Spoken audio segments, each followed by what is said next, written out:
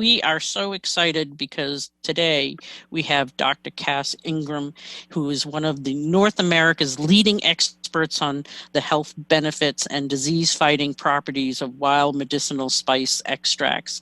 A popular media personality, he has appeared on over 10,000 radio and TV shows. He is a nutritional physician who received Bachelor of Science in Biology and Chemistry from the University of Northern Iowa and a DO from the University of Osteopathic Medicine and Health Sciences in Des Moines, Iowa. And Dr. Ingram has written over 20 books on natural healing. He has given answers and hopes to millions through lectures on thousands of radio and TV shows. His research and writing have led to countless cures and discoveries. And again, we are just so thrilled to have him here. And Dr. Ingram, welcome to Holistic Healthline. Yeah, it's great to be on. How are you doing out that way? We're hanging in there. Yeah, I know Providence, that whole area is kind of a topsy-turvy chaos right now. And I think, as dire as this can be, it's been made way too complicated by the medical system, the multinational industrial system. They should, reveal the truth about these things and help us and not be in the way. And it's just been mismanaged the way it's all the way across the board, really.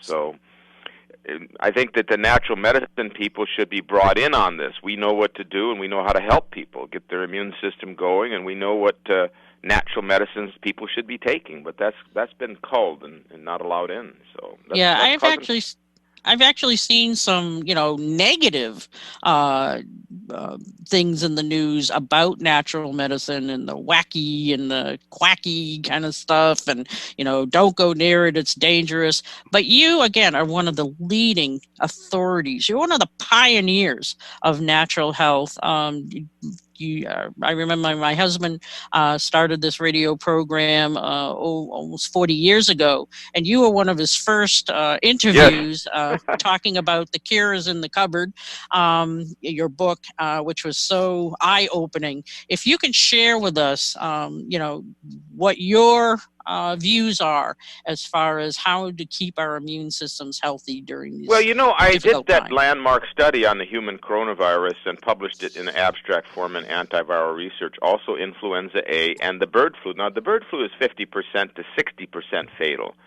So as devastating as this is, if for some reason the duck bird flu were able to migrate to humans, we would be seeing unprecedented disasters. So since I did that study, and in there I used the oil of wild oregano extra strength and also the Oregarest, it's called, which is a combination of cumin, oregano, sage, and cinnamon. And they dry that to a dust and encapsulate it. So I actually took those products off the marketplace. We did it in a trial, and in 2 minutes, this should be national news, 99.9999% of the viruses were obliterated. I mean, at least look at it. Don't make fun. We're talking about people who are dying. Evaluate it. Don't necessarily endorse it immediately, but don't make fun of it, belittle it, and try to suppress it. That causes some issues. Well, we know the powers that be. I've done my own research looking at studies from the NIH, the Offices of Complementary and Alternative Medicine. They set some of these studies up to fail from the beginning. Well, that's right. And also they're making fun, like elderberry is going is going to increase the cytokine storm. This is impossible. Elderberry is going to potentiate the ability of a person to fight back. So we're getting basically lied to. We're being told that the oregano research that was done by myself and my group is fake research. What's fake about it? If you want fake, go to Rosen, I forgot the name exactly. Go to the work that was done on Vioxx. Vioxx caused 150,000 fatalities. The research that led to the approval of Merck's Vioxx was fabricated. The actual research was never done. They imprisoned a guy on that. He took the money but didn't do the data. This is research you can find online. We did it. Whatever it's worth, at least the public should know about it. One of the things I found really fascinating in your book, Doctor's Guide to Wild Oregano, 101 Uses, it was fantastic. But in particular, the help with the oregano for respiratory problems, both bacterial and viral and fungal. Yeah, and fungal too. The oregano, if you get a really true wild oregano oil, is really like the king for the respiratory tract. And we're dealing with a respiratory pandemic right now. The oregano, it dissolves the outer shell of a virus or a fungus. It shatters the viral capsid, by the way, and it doesn't care which virus it is. It tends to dissolve the mold, those little tiny molds that you see growing on the toilets areas or in a restroom or in a moldy, damp basement. That particular mold coating, it dissolves that. Candida albicans, it breaks it apart, and then the candida leaks and dies. Bacteria, it breaks the cell wall and then damages the endoplasmic reticulum, so the bacteria can no longer respire. It dies, and it usually does it within fractions of seconds. Shouldn't we be looking at that? And it's not the only one. When we did our work at Georgetown University, we found 5 spice oils that killed all the bacteria we tested against them. They were cinnamon, cumin, bay leaf, oregano, and sage. Isn't that interesting? That was the 5 top of the line. And, when we tested about 25 different essential oils. So rosemary wasn't as effective. It's a great essential oil, but it was not a germ killer. Lavender did okay, but not a great one. Lemongrass, not too bad, but these other 5 were the kings. It's important work. And what do you look at as far as preventative? When you got people that are non-symptomatic and they're feeling fine, but they're worried and they're looking for something to do to protect themselves, what do you suggest? Are you all taking the oregano oil?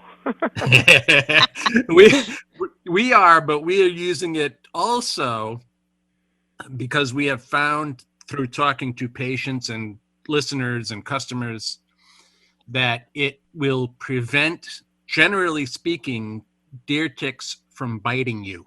Hey, that's the truth. Now, we're finding that if you pound that super strength oregano oil like 40, a large dose even, would even be better, like 20 or 40 drops twice a day. It's a large dose, but you fumigate through your skin. I'll tell you what I do. And maybe I can't make the claim, but I'll tell you how I'm protecting myself. Because I flew into Seattle, the hot zone, gave lectures, and there were COVID-19 victims in the room. I didn't know it until later. They called me and they had the symptoms. So I use the oil of wild oregano. I use the super strength mainly, or any strength, and I squirt a dropper full in the morning. That's 40 drops. That's a lot, right? Yeah. And then I squirt another dropper full at night.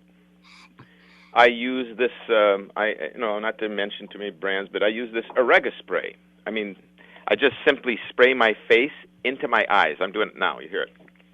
I let it drift into my eyes from a distance, arm's length. I spray my chest, my whole body. I let that burn go up the nose. So I use a lot of that right now. And I use it for the air. Now, I also take this Oregarest. I make sure and take 2 or 3 of those twice a day because, we studied that against the viruses and published that. It was extremely effective. That's the combination. Basically, that's what I do. Sometimes I'll use their sinus spray, which has the oregano and bay leaf. I'll just inject that maybe once a day up the nose, especially now. That's the kind of super protection that I'm suggesting. And particularly with respiratory, we've seen on the news how they are swabbing people's sinuses to look for this virus.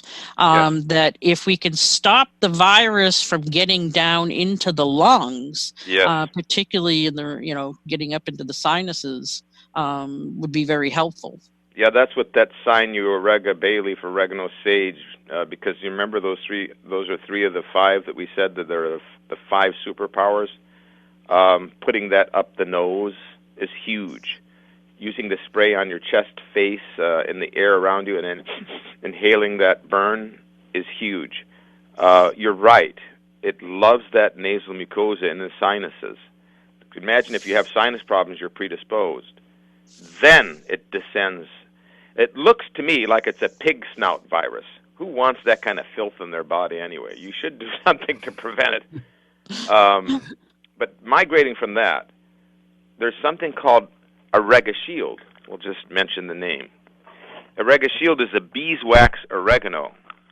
And you take a Q-tip, put that on there, and insert that beeswax into your nose. It burns, but it burns good. And that gives you a long period of protection. You should all try that. Absolutely. You can put that under the nose. Just put that beeswax oregano paste right under the nose. You imagine it stays there for the whole day. Particularly if you're going to the grocery store right now, I think it would be a good idea. Dr. Ingram, we're going to take a quick break, and when we get back, I want to talk a little bit about some of the other uses, for instance, eczema and other problems that people can utilize the oregano for. Also, people have other health problems, just because there's a virus out there that is, very serious. Other health problems just don't go away just because we want them to. In fact, they tend to ramp up. One of our callers earlier in the show was asking about eczema, and was wondering what your thoughts are with oregano and eczema. Especially if there's parasitic or fungal underlying. And I would say the juice or hydrosol is a real good one for that. Possibly even this Oregarest. We've had some cases of psoriasis where people were taking this resp for preventing, the current coronavirus. They wanted, to take 2 twice a day, and their psoriasis and eczema were incidentally clearing up. So I think those two, as far as oregano, even more so than the oil. Now, there's something called wild oregano cream, which is a balsam, Canadian propolis, and wild honey oregano-based cream that disappears into the skin really well. And so that might be something topical for children, for instance. And so those 3 are my favorites. But I will say that fungal infestation is a problem. So let's say you have fungal sinusitis. You don't even know it. Then you get the COVID-19. You're already predisposed. Fungal bronchitis, fungal asthma. You can't leave that fungus in your tissues. You got to clear that out, if nothing else, to defend yourself, but particularly because of the risk factor. So that's where the oregano shines, right? The juice, the Oregarest, the oil as a triage. That'd be my favorite suggestion. And just, obliterate the fungus, which it does. And then, bronchitis is 99.9% fungal. Sinusitis. 100 cases, 98 of them are fungal infection. Chronic asthma, there's always a fungal element. It's not being discussed. It must have been amazing. You're the guy, you're the legend that kind of did the first work on this wild oregano. And for you to kind of, prior to you, there wasn't a lot of work on this that I ever saw. So for you to kind of see all the possibilities with this product must have been kind of eye-opening. Oh, it was. When it was first brought out, people would cry. This was before email, and they would leave messages. Oh, my husband had this terrible cancer on his tongue, and doctor, and I gave him 80 drops of this oil of oregano twice a day. It's a huge dose. Thank you very much. We're 82. Thank you very much. The doctor says it's gone. I mean, you'd get messages like that. You get messages about somebody that had asthma for 30 years, and the oregano would take it out. You get, I had chronic bronchitis for 27 years, and I don't know, I found out about the oregano oil. I took 2 drops twice a day, and oh my God, it cleared up without medication. Letter after letter, when it was the day for that, message after message. So, and then we did the study at Georgetown University, and I told the investigator, I said, the oregano will work. It'll clear the fungus as well as drugs. And he said, "Oh, let's wait to see what the science says." And I said, "Well, it's a God-blessed herb. No, we don't need God. We just need the science." I said, "Wait and see." So the oregano defeated amphotericin B. It defeated vancomycin. It defeated all the drugs, and in destroying germs without the side effects. And this was work that we did against Candida, tuberculosis, E. coli, H. pylori. This was significant landmark work back in about 2001, 2003. Then we did the viruses in 2003 and showed for the first time ever that you could easily melt pathogenic viruses. Now, so you want, now I'm looking at this, and I'm saying all those people are dying. If we would have had the advancement of knowing to give them a bottle of oil of oregano while they're taking their, I don't know, hydroxychloroquine or whatever they want to give them, at least we would have a death rate probably 1% of what we're seeing. Can you imagine that? 99% reduction in fatalities. That's what I'm saying. Amazing. I'm seeing it happen. People are calling me with this disease. They have the diagnosis. You give them the product, and they're better in a day, sometimes 3 days, case after case. It's forced me to write a book. I'm going to call it The Coronavirus Cure. I'm almost done with it. I mean, what choice do I have? Well, we'll have to definitely get you back on when you have it finished. We've also seen, for us in our practice, patients with various digestive issues like Crohn's disease, IBS, diverticulitis. We've seen the wild oregano just work magic. Yes, you're right about that. Did you use the oil and the hydrosol juice or just the oil? We've used just the oil. Well, the oil destroys that Crohn's disease Candida tropicalis, and there's also some investigators have found a slow-growing TB in the lining of the Crohn's disease ileum. And you know ulcerative colitis is either amoebic or giardia or cryptosporidium, but more importantly, Candida albicans. So a SIBO with the small intestine, the oregano is wiping all that out. Did you see the study they did on pigs? They found that if you give the oregano, the villi, the intestinal villi, the absorptive surface, the membranes, everything, the probiotics, everything improved dramatically, and the diseased ileum of the pigs was no more. The oregano, as hot as it is aiding in the gut function. Even the probiotics. They did a study where they put the oregano oil inside of yogurt, and the lactobacillus count went up, not down. Well, I mean, that is one of the questions that we do get asked a lot is, will it interfere with the, good bacteria in the digestive tract? And it's so nice to hear that it doesn't. Sadly, but worry. Why? Nobody bothers me when they eat a pizza and it's got basil, oregano, salami, or whatever they have on it. But when they have to take it as a supplement, you get all these questions. Are there any side effects if I take it every day?